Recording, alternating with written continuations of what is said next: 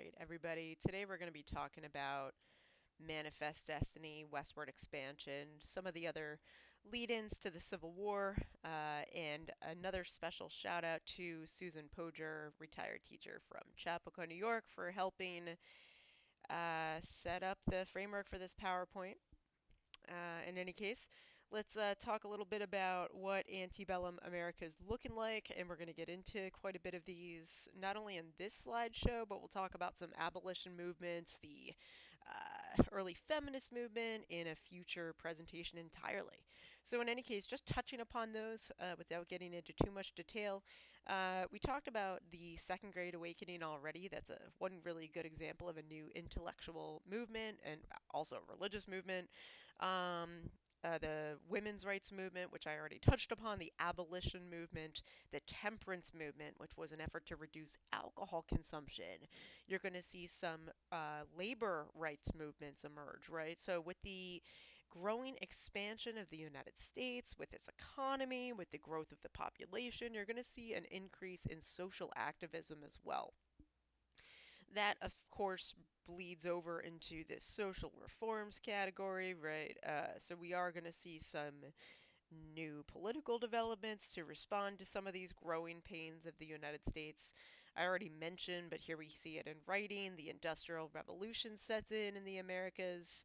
After the War of 1812 is over with, the era of good feelings really ushers in quite a bit of industrial development, and along with that, westward expansion. By the time you get to the end of the era of good feelings with the Jacksonian administration, you're again seeing a two-party system. Even though the parties sometimes change in name and format, you will largely, for the rest of American history, have two major political parties intact, with a variety of smaller but much less powerful political parties rise to try to challenge them throughout time. So that's a really, really important historical theme that we should consider, right? Why is it that we tend to rely on a two party political system? In any case, we talked about some Marshall Court decisions previously, so I'll just touch upon some of the other ones that are significant in this era. But please see the series of videos on the era of good feelings if you want to learn a little bit more about the details of the Marshall Court. Okay, so what is manifest destiny, right? We throw around this phrase a lot. It really characterizes this political period, this historical period, of course. So, manifest destiny is essentially the phrase we use when we're talking about westward expansion. But what does it really mean, right? It was a phrase that was coined by a journalist named John Sullivan in 1845. So, by the time we started using the words manifest destiny, the process was already ongoing, right? So, Manifest Destiny got its name when we were already well into the period of Manifest Destiny, right? And so as John Sullivan said, right, it was the destiny, right? The manifest, meaning apparent destiny of Americans to spread west, right? And along with spreading their population, spreading their ideals, their concept of democracy. But the hidden element to this phrase that we don't actually get in this quote here is that manifest destiny also it was meant also to sort of conquer any obstacles along the way, right? Manifest destiny was something that was only really applied towards the white population, right? And so it was sort of inferred in manifest destiny that people like Native Americans were meant to sort of get out of the way in order to usher in the settlement of white Americans. The benefits of westward expansion were to increase trade. Whites also talked about the social benefits of expanding westward. They did deliberately talk about how they would civilize the Native American populations that they came across as they expanded west. The political ties, right? Actually, I'll get back to that. The political connections, it was mostly Democrats or the Jacksonians that supported westward expansion. The Whig Party, which was never particularly powerful, but nonetheless the Whig Party, tended to be staunchly opposed to westward expansion. All right, they tended to feel that if the U.S. expanded in terms of territory, that it would only weaken the coastal population. So it was a huge challenge to the power of the Whig Party to see the country get bigger.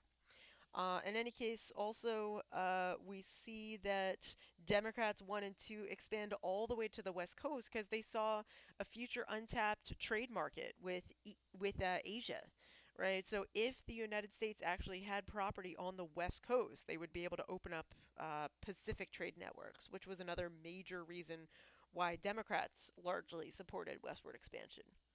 The other reason why Whigs oppose Manifest Destiny and westward expansion, by the way, is that they were starting to embrace the abolition movement as well, and they feared that if the country expanded, then so would slavery. So, a legitimate fear, and all of these things contribute to the growing divide between different types of Americans and ultimately the cause of the Civil War. When we talk about Manifest Destiny, this is probably the most famous artistic rendering of it, so you should probably be familiar with this even by name, right? So this is an 1872 painting by an American artist, John Gast, called American Progress. So important for us to first put it into its historical context, right? This was after the Civil War. So this is sort of more of a nostalgic look at Manifest Destiny. This figure here, as the focal point, sort of seems maybe like she's an angel, right? She certainly doesn't really seem fully human, right? A superhuman figure based on her size, and also the fact that she's flying. As you can see here, she's holding something. Looks like it's maybe a book, unclear. Uh, and then she's stringing something. Looks like electrical wire or maybe telegraph lines as she is moving from east to west, right? Notice that these areas look a little bit more industrially developed, whereas these areas look more pristine and untouched by man, or at least untouched by white man, right? You see the buffalo herds migrating westward. The Native Americans also headed in that direction. Largely in the center to the left of center, though, you see a covered wagon representing the pioneers. You also see these men also pioneering, and then behind them, you see the farmers, right? So basically, the pioneers are the first people to sort of stake out the ground, and then following them, you have the people who are settling the territory, right? Taming the territory, as it were. So we'll talk about this much more in class, but it's really significant for you guys to be able to recognize this painting and to pull out the symbolism if you want to do an artistic analysis of this time period. All right, let's get behind the politics of Manifest Destiny a little bit. So, the major U.S. president that supported Manifest Destiny, when we think of the Manifest Destiny president, we want to talk about the 11th president, James Polk, right? And so, Polk was a Democrat. He was a major supporter of the Mexican American War, which we'll get into in just a moment. He also believed that the Republic of Texas should be annexed into the United States, which ultimately happens. Right? Again, he talked all about the economic benefits and the political benefits to Manifest Destiny, right? So again, economic benefits talked about the abundance of natural resources that were yet to be tapped. He talked about more trade networks, most notably the Pacific Trade Network with East Asia. Also, again, it bears reminding that there was a political significance to Manifest Destiny as well, and that was that it further divided up the country along party lines. The Democrats tended to rally behind Manifest Destiny, they supported it, whereas the Whigs tended to oppose it. In any case, Manifest Destiny, we talk a lot about it in terms of East and West, or West rather, but let's talk a little bit about the settlement of the Maine Canada border, or the Maine British border, that is, because at this point, Canada was still part of the British Commonwealth. So, in any case, there was a dispute between the Maine Canada border, which was finally settled in an 1842 treaty called the Ashburton Treaty rather, and ultimately this settled the land dispute between this sort of rural backwoods area. There were significant squabbles over land between sort of the backcountry farmers and hunters that settled in this area. So, nonetheless, with this treaty, there was a non-violent resolution to the disputes over the border. We established the official Maine and Canada or Quebec border here, right? So this is very, very significant to completely finalizing this border dispute, and it bears recognition that, again, there was more to Manifest Destiny than just this westward expansion piece. And then by 1860, we can talk a little bit more about Oregon and westward expansion now.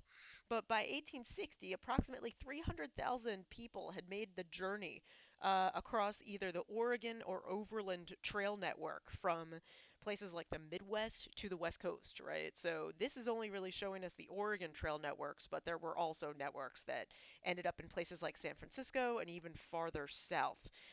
So in any case, what we see is that by the 1840s, there was already sort of this greater desire to spread to the Oregon Territory, to settle, to tap unused resources, and to purchase the abundant and purchase and settle the abundant land that lay in the Willamette River Valley.